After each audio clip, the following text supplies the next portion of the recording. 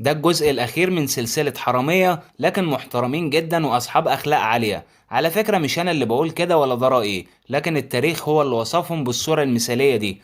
أول واحد معانا النهاردة هو إلياس وايت كومب، وده بصراحة كانت سمعته سيئة جدا، وانضم لأكتر من عصابة، لكن بالرغم من الكلام ده كله إلا إن كل الفقرة كانت بتحبه. وده ببساطة لأنه كان بيسرق المواشي من المزارع الكبيرة بتاعت الأغنياء ويوزعهم على المزارعين والفقراء، واغلبهم كان حزن عليه بعد وفاته. اخر واحد معانا النهارده هو ويليام جاك، وده كان شاب جامعي خلص دراسته من جامعة كامبريدج سنة 1990. كل نشاط سرقته كان في الكتب والخرائط فقط. كان بيحب يسرق الكتب من مكتبة الجامعة علشان يقراها ويزود الثقافة والمعرفة عنده في الحياة، وبعد ما يكتسب منها المعلومات كان بيبيعها على طول. وقدر ان هو يحصل على $1,000,000 من ورا الكتب المسروقة دي، ومن ضمنها كانت سلسلة مبادئ الرياضيات لنيوتن. انتهى الفيديو، ما تنساش تشوف باقي السلسلة علشان ده كان الجزء الأخير. وقول لي رأيك دلوقتي في التعليقات، وما تنساش الدعم.